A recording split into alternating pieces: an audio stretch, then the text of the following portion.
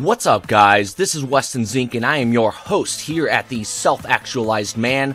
I'd like to thank you all for joining me on another episode of Igniting the Fire Within. Join our Facebook community of like-minded men who are seeking to optimize their lifestyles and maximize their potential in many different areas such as work, relationships, family, and life.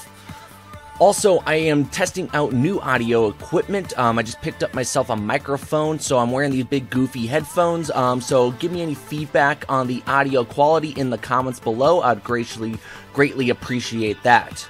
Also, I recently purchased the domain name for the Self-Actualized Man, and I will be creating a Self-Actualized Men website to offer you all more exclusive content on how you could become the best man you can be, to how we can start taking responsibility for our lives, and how we can start to lead a life of self-determination and free will to become a true free man. So stay tuned as I continue to provide you all with updates and as I continue to create the website for you all.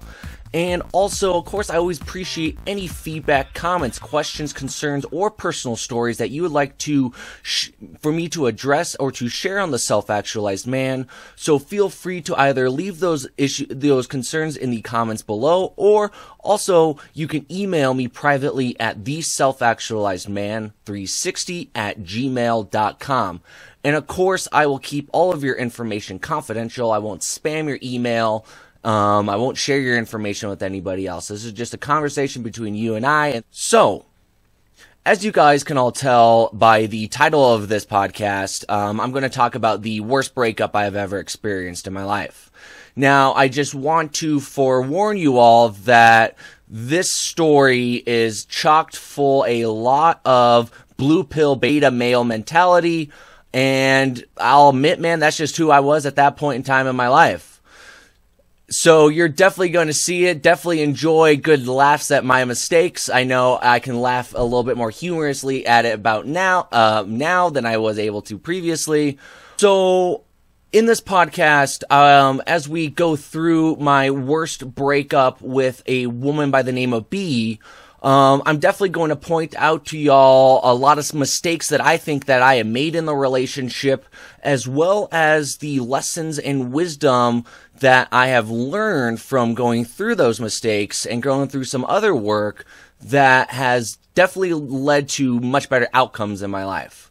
Not only am I going to talk about my worst breakup ever, but I'm definitely going to highlight for y'all the blue pill mistakes that I made, and some of you are going to see them pretty clearly already. But I'm also going to share with you kind of the knowledge and wisdom and lessons that I learned going through this experience, with the hopes that y'all can take it with you in your relationship so you do not make the same mistakes that I did. So I met this girl named B in undergrad college. She was a freshman. I was a sophomore at the time, and I had a few classes with her. I definitely found her attractive. She is quite beautiful for sure. I'd put her at like a good solid 8.5, and I didn't approach her, and I was definitely too anxious to approach her, even though I found her very attractive. So I'm in class with a friend one day, and he talks about meeting up with this really cool chick at a party, and they ended up hooking up, and he was really excited by her, and he wanted me to come with him because he was going to meet her after class, and he wanted me to come with him. So I was like, all right, sure, no problem. So we go to the quads to meet up with this girl, and lo and behold, it is Miss B. So we get to talk, and I get to know her a little bit better.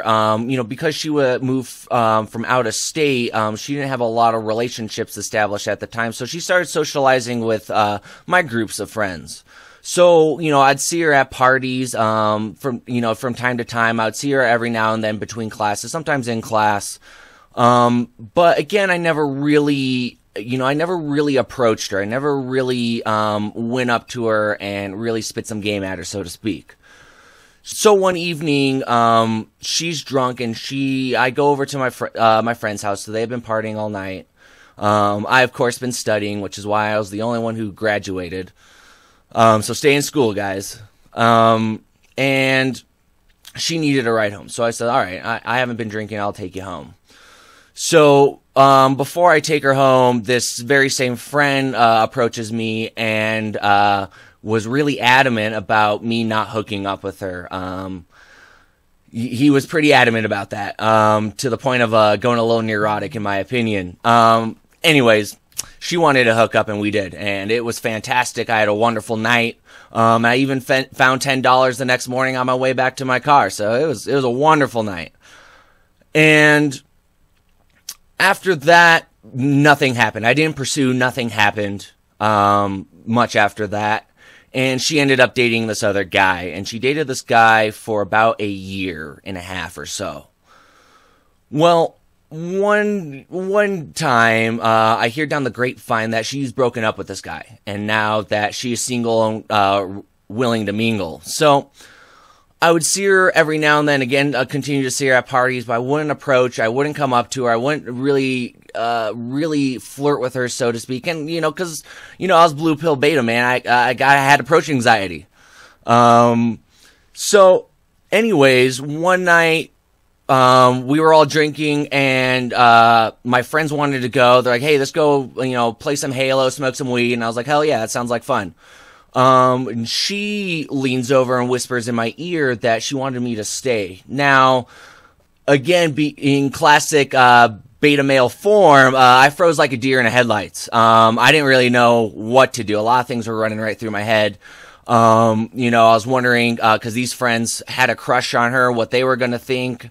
I didn't want to hurt their feelings. But thankfully, I'm very grateful that some alpha brain overrode that beta brain. And I ended up staying. We ended up hooking up. And I would say that was essentially the precursor that set us up to form a relationship. So weeks go by. We eventually get in an official relationship. And this is about 2 weeks prior to me graduating. And she wanted to move out of the current city we were in to a different city, and I intended to move back home with my parents about 60 miles away from her, and that seriously put into question whether or not this relationship would work out and continue to work out. We decided to give it a shot, and for 2 years it actually worked out very, very well. I was off doing my thing down south. She was off doing her thing up north. So we were really busy, but we made time to hang out together. And I would say because we were so busy, because we weren't hanging out with each other all the time, that made that quality time spent together much more meaningful and valuable. So I got into my head that, I wanted to step up our relationship. I wanted to take it to the next level. And in my mind, what that meant was, moving in together, cohabitating.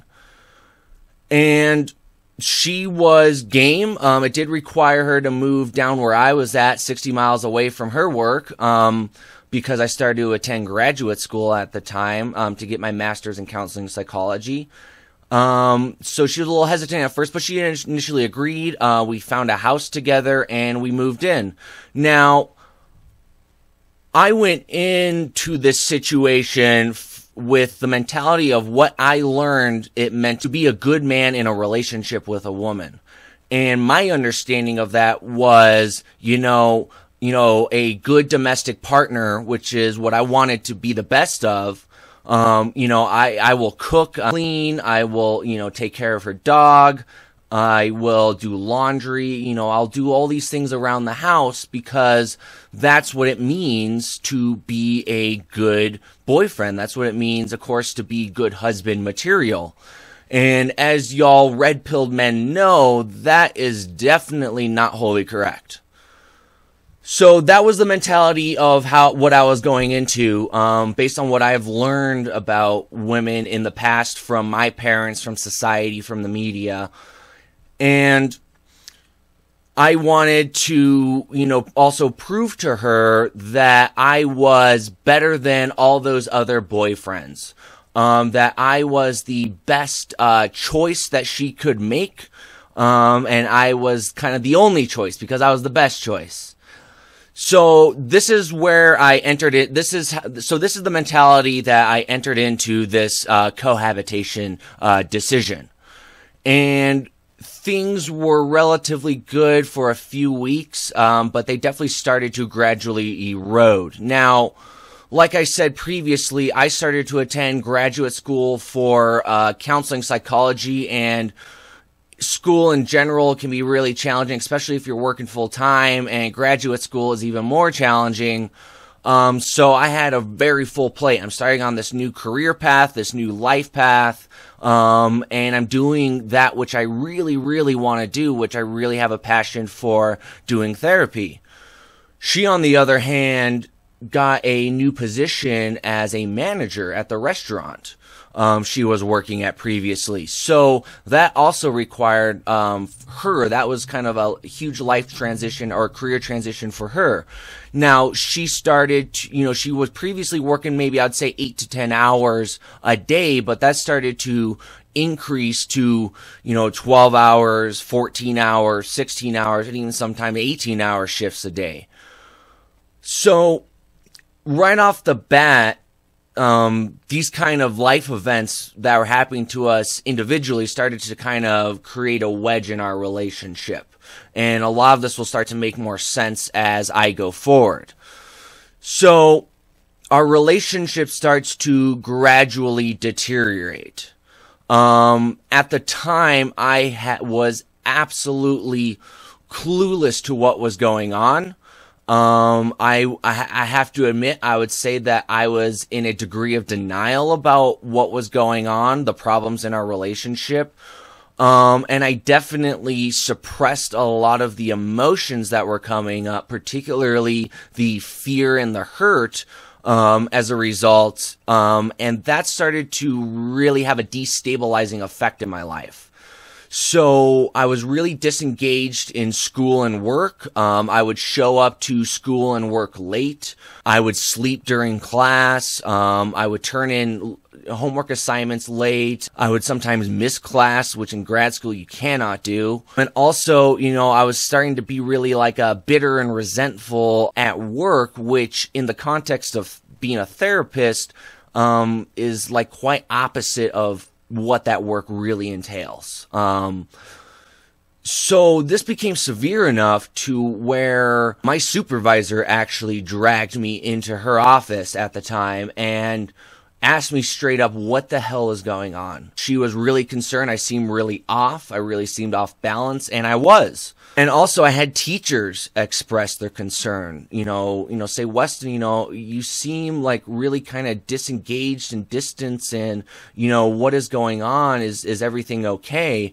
And of course, I denied it. Oh yeah, I denied it. I minimized it. Oh yeah, no, it's nothing really big. It's no issue. I'm fine. And it was a big issue.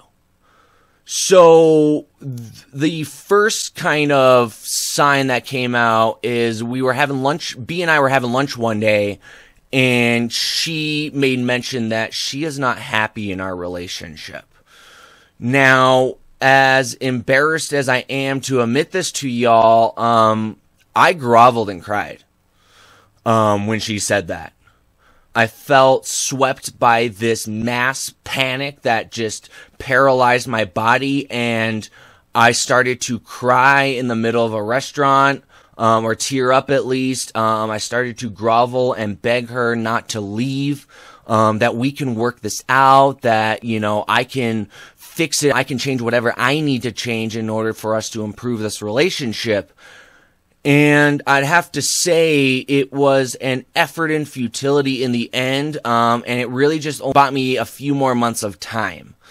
So she agrees, okay, well, let's try to work it out. But in the end, nothing really happened of that. And I did probably the worst thing I could have done is I doubled down on that mentality that, okay, to fix our relationship, to be a good partner, to be the best husband material I can possibly be, I will have to, I'll cook more, more meals. I will do more laundry. I will do more chores around the house. I'll take care of more things.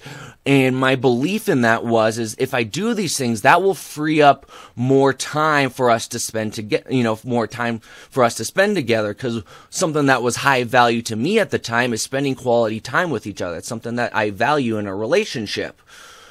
So doubling down definitely did not help whatsoever, and only succeeded in eroding the relationship even more, even quicker. I was deteriorating. I was struggling. My sleep was messed up. My appetite was messed up. I was depressed. I was anxious. I was stressed. And yet, all of these signs and symptoms I was experiencing, I was still in denial of really what was going on, the really root cause of what was going on in our relationship. So then we come to what I like to call the dark night of the soul, or the rude awakening moment. So our sex life drastically deteriorated. We went from having sex 3 to 5 times a week to once to twice a week to maybe once every other week to maybe once or twice a month. And so we're lying in bed one night, and I'm trying to throw on some Casanova game on her, try to get some, and she rejected me. She wasn't into it. She didn't want to. And that really hurt, and I begged to ask the question, what the hell is going on? Because you got to understand, at this time, I was still in utter denial and absolutely clueless about what was going on in our relationships and the problems that were arising. So I asked her what the hell is going on, and she's pretty hesitant about wanting to talk about this. She's pretty hesitant about wanting to tell me, and I demanded that she tell me. I told her, I need to know. You need to tell me what is going on, because things are messed up right now, and I don't know what's going on. I'm clueless. So she tells me these words that I will never forget the feeling they produced. And some of you guys might also had significant women in your life also say this to you. But she finally admits saying, I love you, but I don't want to be with you anymore. Now, that statement on the surface is utterly confusing as hell. Because in my mind, I am thinking, well, if you love me, then you would want to be with me. And if you don't love me, then you wouldn't want to be with me. I don't understand how someone can love someone but not want to be with them. The feeling that those words struck throughout the core of my body was this utter, visceral, gut-wrenching feeling like my guts are being ripped out through my ass. My heart is being ripped out through my chest. I thought I was going to throw up, pass out. It's similar to when you take a really solid shot to the nuts. It was brutal. It was brutally painful. And I really felt my throat choke up. I really felt the tears come up. And I did my best to maintain frame and to really stuff it, actually. Because that was the moment of truth that I realized in the heart of hearts that this relationship is done and over with, and there is no way that I can revive this. There is nothing I can do to revive this relationship. So I would say that she quickly had some family function in Illinois in the next couple days, and those next couple days where we were still in the same house after her saying that were utterly painful. It was such immense suffering. I can't tell you what it's like to be in the same space as this person that you love, and yet to be so hurt by them, and just have all of these really intense mixed emotions going on and not knowing what the hell to do with them. So she leaves for out of town, and I talk to my mom, whom I'm very blessed for a lot of her compassion and support throughout my life, about what was going on. And she says to me straight out that I need to leave. I need to get out of there. That staying in that house till our lease ends, and it wasn't ending till maybe like another 1 or 2 months. She said, do not stay in there. You need to get the hell out of there. And I thought about it, and I cried over it, and I was pissed over it, and I realized if I was to move out, that really, really did cement that there was no hope for this relationship left. I am really grateful I did. It was really difficult for me to tell B when I picked her up from the airport a few days later that I'm moving out of the house, and this is the time frame I'm moving out, and I'm not coming back. And, you know, she's crying, I'm crying, and it's just a jacked up situation. And that's the best terms I can use without swearing on this. So I move out. I moved back in with my parents, and that was essentially, we hooked up one last time, maybe about a week later after me officially leaving. And yeah, I mean, it was, you know, sex is nice, but when you have kind of this deeper intimacy and emotional connection and this vibe with someone, and that connection is severed, it's just not the same. So what were some of the mistakes that I made, and what are some of the lessons that I learned from these mistakes? So obviously some of them have been very clear for you guys who have also too have taken some red pills in your life, may have also experienced similar breakups or worse. But I think the first mistake I made, and some of you may disagree with this, was moving in together before I was married. Now, I know there may be some disagreements. If I was to do this situation again, knowing what I know now, I don't think I would cohabitate with my partner before I decided to marry her. And I'm not going to go into my rationale and detail why I choose to do that. I just choose to do that now. I would say my second mistake that kind of set up the foundation for everything else was going in with the mentality that to be an attractive boyfriend, to be a manly man in a relationship with a woman, to be a good partner, a good husband, a good provider, I thought what that meant was, and what I learned was, that meant basically placating to a woman's needs all the time with no boundaries, no exceptions, and a willingness to sacrifice my own needs, values, and principles in order to fulfill hers.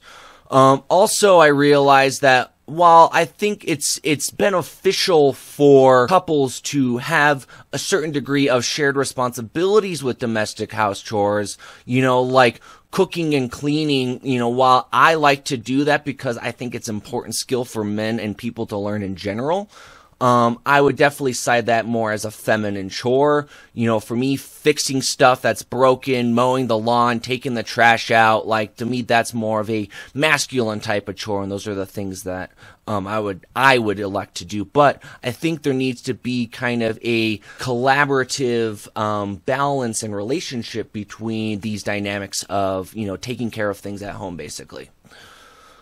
So that was the foundation that I went in, that blue pill, classic blue pill beta mentality, and obviously that kind of led to the string of events that led to the fail of the relationship. Was going in with that mentality. That set the foundation for how I conducted myself and the dynamics I took in the relationship. So I think, you know, in terms of, now, I get that, you know, in hindsight, that's not what women are attracted to. You know, I had to learn that. I had to learn that through observation and experience.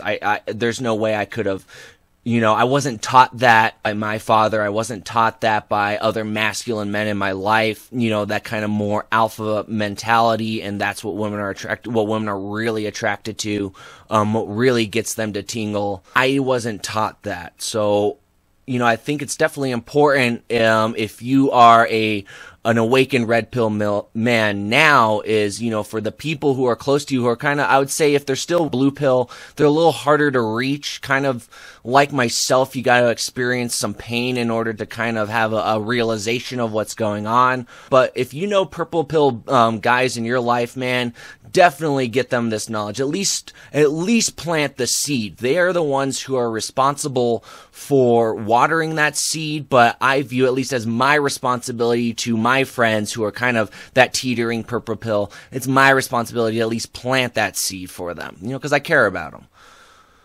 So I would say the other mistake that I really made was when she first proposed that she wasn't happy in the relationship, and I totally broke down and lost frame. So, the groveling, the begging, the crying, the pleading to come back, that is utterly unattractive to females. Females don't want that kind of weak mentality, so to speak, as females are attracted to males who are, firm, decisive in their convictions and in their principles and in their values, collaborating, but maintaining a sense of who he is as a man and a sense of frame. So that's where I really learned the vital importance of maintaining frame, not kind of losing my shit, even if I am angry, even if I am anxious, sad, is, I think there's an appropriate time and place to really let those emotions out. But doing that in the presence of your girlfriend or wife is utterly unattractive. So it really taught me the need to kind of maintain a solid frame, because when I do that is I'm grounded in myself and I'm less susceptible to manipulation. I'm also less susceptible to kind of having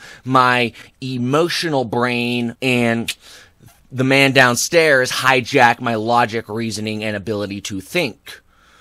So I would say another mistake I made, and I think this was also a Achilles heel type of mistake, was being totally, utterly unaware of the temperature of my relationship. Like, being so unaware of what is going on, what are the problems, how are we doing, what are the relational dynamics, understanding her more deeply as a person and as a woman, just really having not a damn clue about what was going on in my relationships, particularly the denial of the problems. And as many of you may have learned this lesson, so one of my favorite quotes from Ayn Rand is, you can deny reality, but you cannot deny the consequences of denying reality. And I was definitely denying reality, and I can no longer deny the consequences of that, because that really it really kind of paralyzed me from being more proactive in a healthy and constructive way that would help repair and reset the relational dynamic.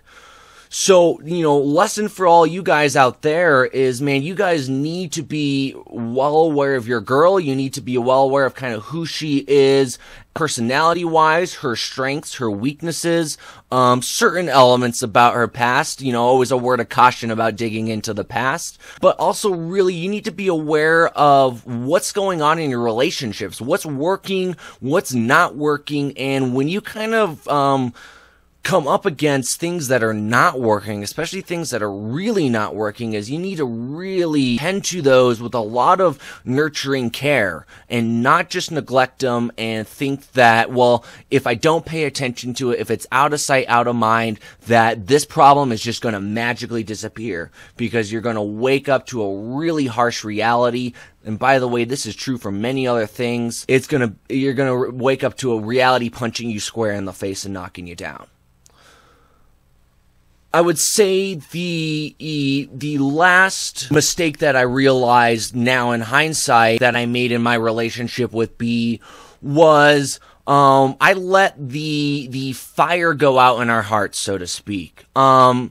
Relationships a lot like a fire, right? You can only have a fire when you have matter that's combustible and oxygen, right? You can't have a fire unless you have those two elements, right? So both of us, not just one person, you can't have just one person always doing the giving and one person always doing the taking in relationships. That's not a healthy relationship. But we both need, as couples, to, one, read the temperature, what's going on, what are our interests, what are our goals, what do we want to achieve in life, but also, how can we as individuals, as well as a couple relationship, continue to feed the fires of intimacy and passion and commitment in our relationships. And that's definitely something that I did not do. I let that fire die in our relationship.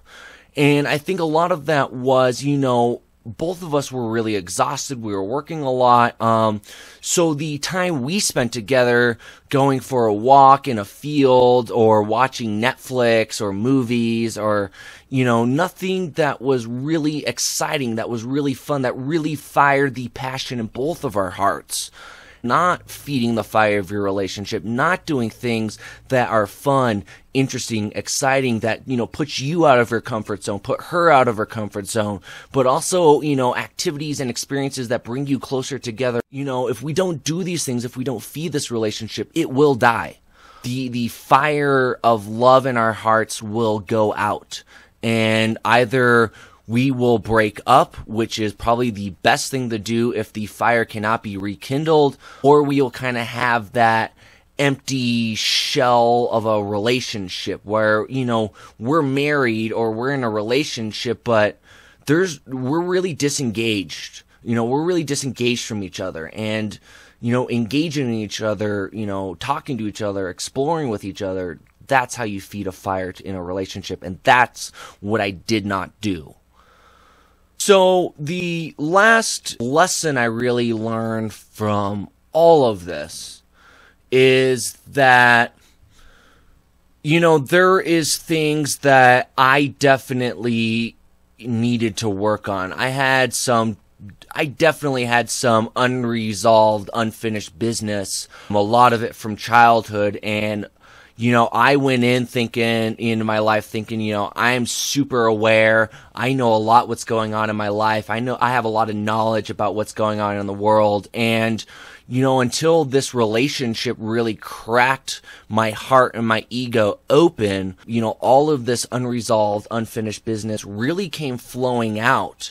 And I'm really grateful for the opportunity I had both in therapy, which was a requirement of my graduate program. And I had a very awesome therapist. He was very empathetic, very compassionate, very supportive, but also he would challenge me. He would challenge me to look at things differently. And he would challenge me of how I can start taking a more active, more leadership role in my life instead of being so reactive to everything going on in my life. And I'm very grateful for that experience. I was also really grateful for the graduate program I went to at Naropa University, because it gave me an opportunity to really work on a lot of issues and a lot of things that I realized were influencing not only underlying relational dynamic in all of my relationships, because this actually was a repeating theme in my relationships, but also a lot of underlying things about kind of my self-identity as a man, what I learned and my belief about my masculinity and what it means to be a man. A lot of this stuff started coming out. A lot of things that I was angry about from my childhood start coming about, and a lot of things I was afraid of, a lot of guilt I had, a lot of sadness I had. A lot of this started coming out after B cracked my heart and ego wide open. And so what I highly recommend to, guys who are also going through a rough experience, a difficult breakup, is it is absolutely critical that you guys receive some sort of support, some sort of person that you trust in your own life that you can kind of share these things with, who will, on one hand, they will be empathetic and validating of your experience, but also on the other hand is they're going to challenge you. They're going to make you look at things that you don't want to see. And of course, having someone in your life, particularly a male, I think is a lot more helpful, at least it was for me, that whom you trust, that is going to really be honest with you and straight up with you, is absolutely critical for helping us move forward from breakups that are, truly life-changing. And this breakup was absolutely life-changing.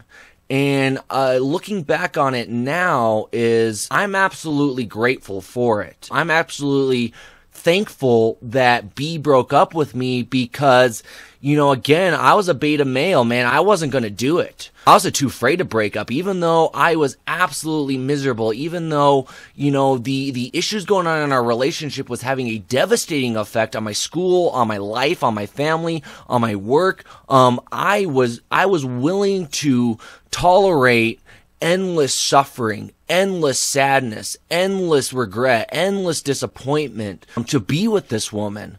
And I can only express gratitude and forgiveness for her breaking up with me, because I think that really helped set me free from this kind of hellish cycle that I have been in for such a long period of time in my life.